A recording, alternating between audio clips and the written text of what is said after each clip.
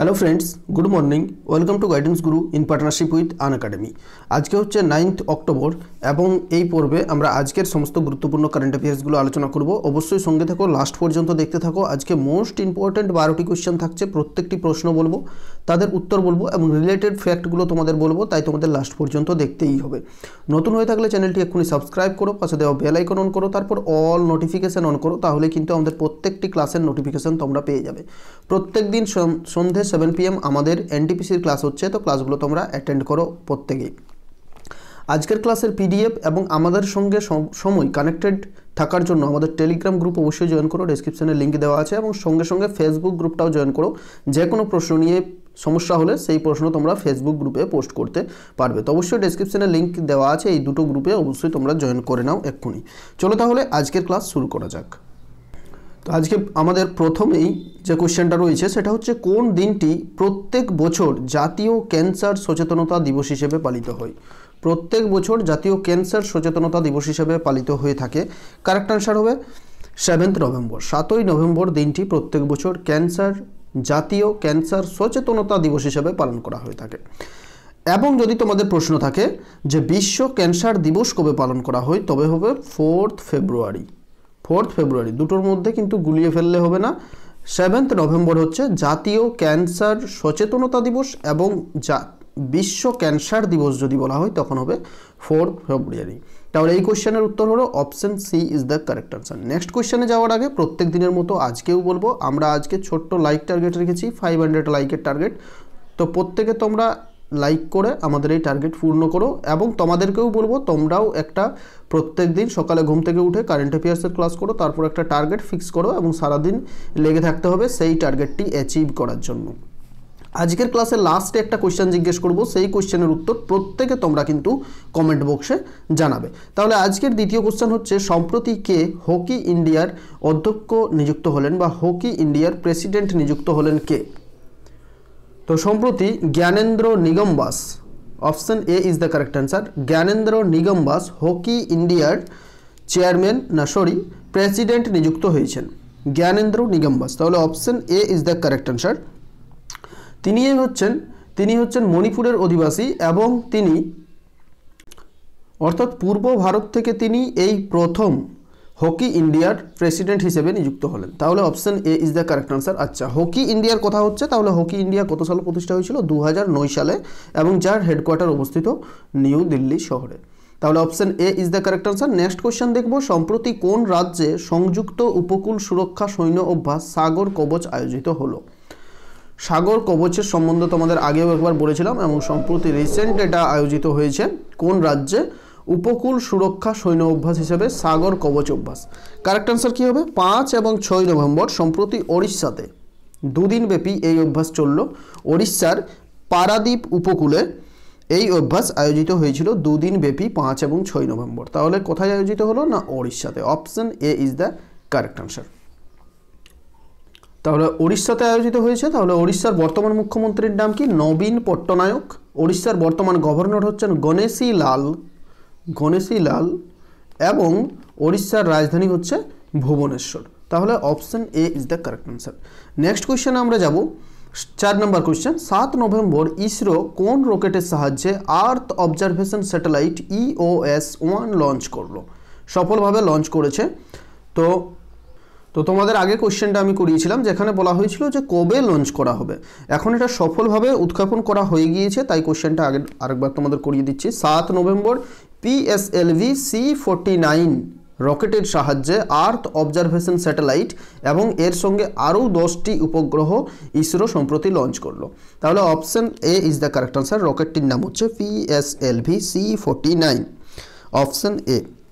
সমস্ত ঋতুতে এই যে স্যাটেলাইটটি রয়েছে, আর্থ অবজারভেশন স্যাটেলাইট EOS-1, এটার বিশিষ্টতা হচ্ছে যে সমস্ত ঋতুতে কিন্তু পৃথিবীকে নিরীক্ষণ করতে পারবে। এবং এটা লঞ্চ করা হলো যে সতীশ ধাওয়ান স্পেস সেন্টার রয়েছে শ্রীহরিকোটার সতীশ ধাওয়ান স্পেস সেন্টার থেকে। এবং ইসরো এর কথা হচ্ছে, ইসরো লঞ্চ করেছে, তাহলে ইসরোর পুরো নাম হচ্ছে ইন্ডিয়ান স্পেস রিসার্চ অর্গানাইজেশন। কত সালে প্রতিষ্ঠা হয়েছিল? 1969। এবং যার হেডকোয়ার্টার অবস্থিত বেঙ্গালুরু শহরে, এবং বর্তমানে যার চেয়ারম্যান রয়েছেন কে শিবান। ঠিক আছে, তাহলে অপশন এ কারেক্ট আনসার। নেক্সট কোশ্চেনে যাব।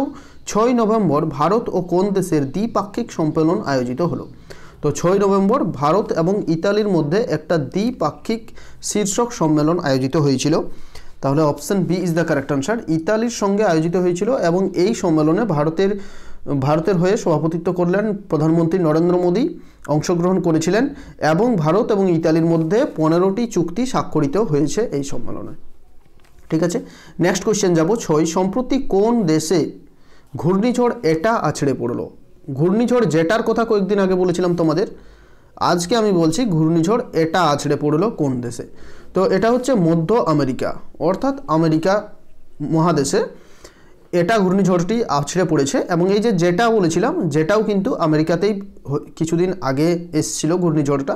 তো এটা এখানে ঘূর্ণিঝড়টা সেখানে হেরিকেন বলা হয়। হেরিকেন এটা মধ্য আমেরিকায় সম্প্রতি ক্ষয়ক্ষতি হয়েছে অনেক, যেটা প্রভাবিত দেশগুলো হচ্ছে মেক্সিকো, গাটেমালা, পানামা, কোস্টারিকা প্রভৃতি দেশগুলোতে প্রচুর ক্ষয়ক্ষতি হয়েছে। প্রায় 150 জনের থেকেও বেশি এই ঝড়ের ফলে মৃত্যু হয়েছে।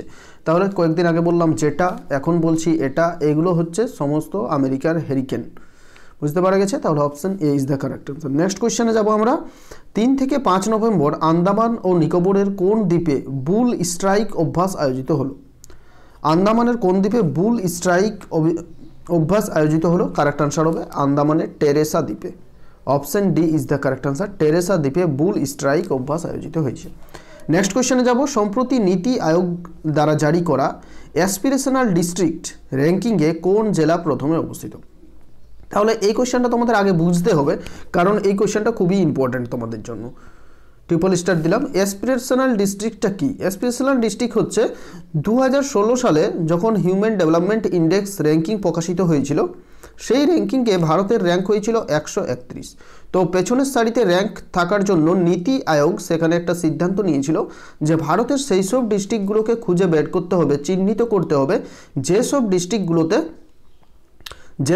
ডিস্ট্রিক্টগুলোতে প্রপার বা সঠিকভাবে উন্নয়ন করা সম্ভব হয়নি, বা পুষ্টির দিক থেকে, শিক্ষার দিক থেকে যেসব ডিস্ট্রিক্টগুলো পিছিয়ে রয়েছে। তো সেই সব ডিস্ট্রিক্টগুলোর নিয়ে একটা তালিকা প্রকাশ হয়েছিল। প্রায় 200টি ডিস্ট্রিক্ট রয়েছিল।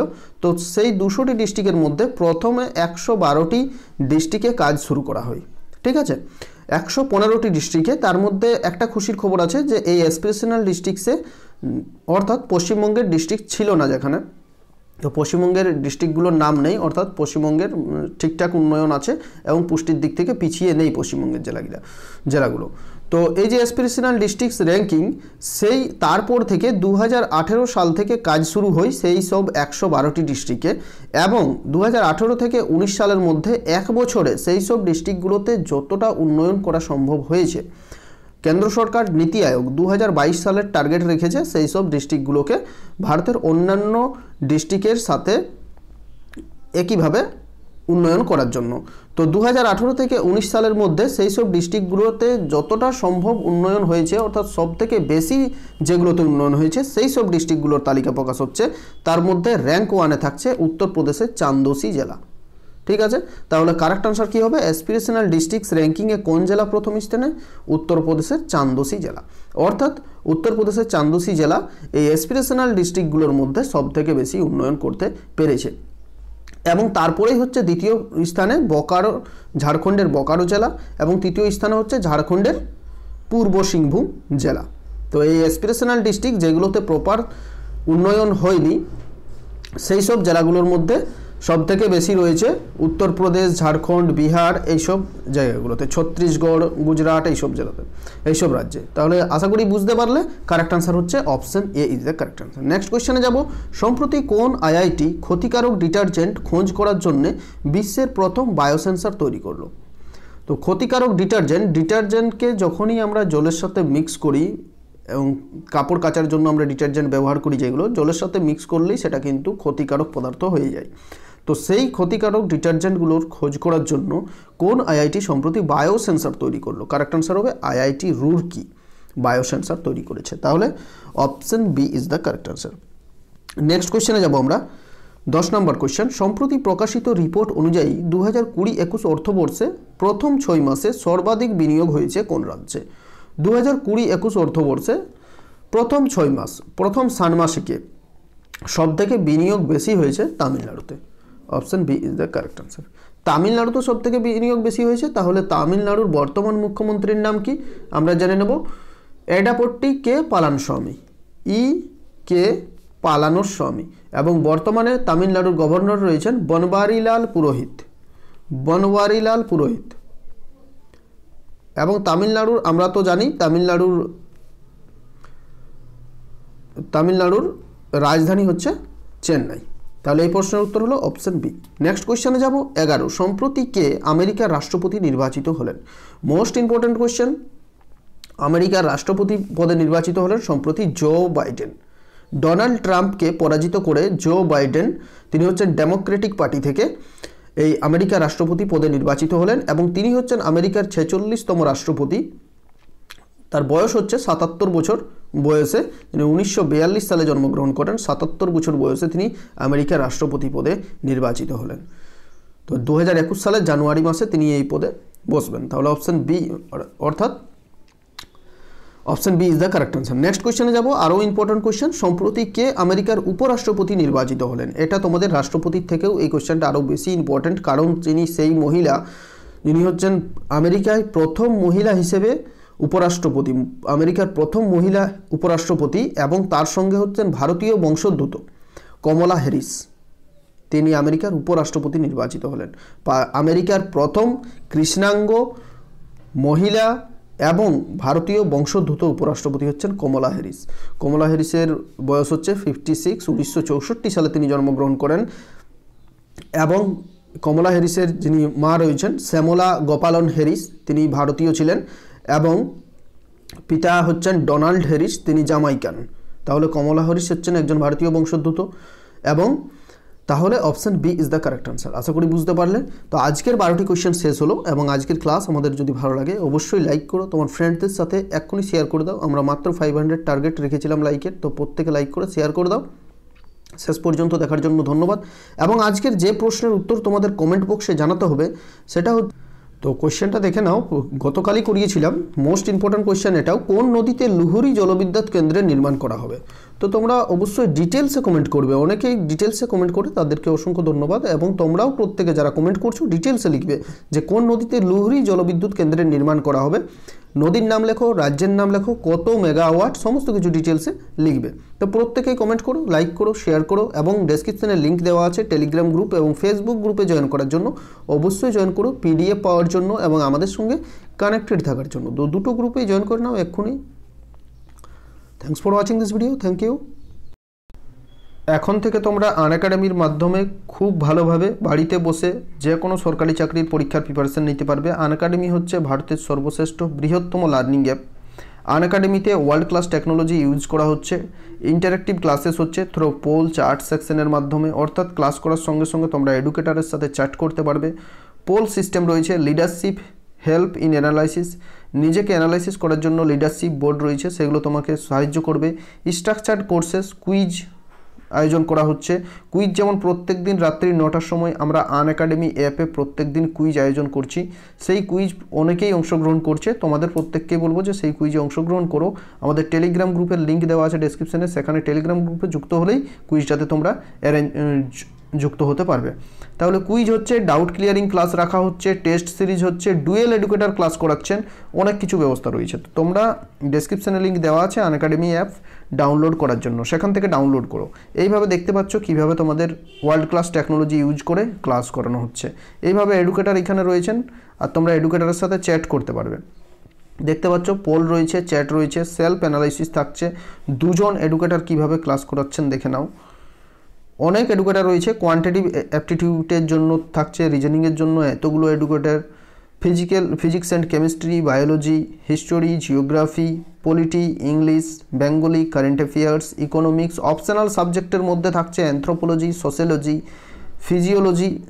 Psychology, history, political science, physics, chemistry, geography. Structured courses, batch courses আলাদা আলাদা থাকছে। তো এত কিছু ব্যবস্থা থাকছে। তো তোমাদের প্রত্যেককে বলবো আনএকাডেমি অ্যাপটা ডাউনলোড করো, ডেসক্রিপশনের লিঙ্ক থেকে WBCS, WB TET, WBPSC clerkship, WBP, WBPSI, PSC miscellaneous সমস্ত পরীক্ষার প্রিপারেশন নিতে পারবে এখান থেকে। সাবস্ক্রিপশন নেবে পরে, আগে প্রথমে তোমরা যে ফ্রি ক্লাসগুলো আছে ফ্রি ক্লাসগুলো করো, দেখো ভালো বুঝতে পারলে সাবস্ক্রিপশন নাও। সাবস্ক্রিপশন 12 মাসের জন্য নিলে তোমাকে 10,450 টাকা দিতে হবে। আমাদের একটা কুপন রয়েছে, সেই কুপন যদি তোমরা ইউজ করো তাহলে সেই কুপনের সাহায্যে তোমরা 10% ইনস্ট্যান্টলি একটা ছাড় পেয়ে যাবে। তো সাবস্ক্রিপশন তোমরা নিয়ে নিতে পারো। Thanks for watching this video. Thank you.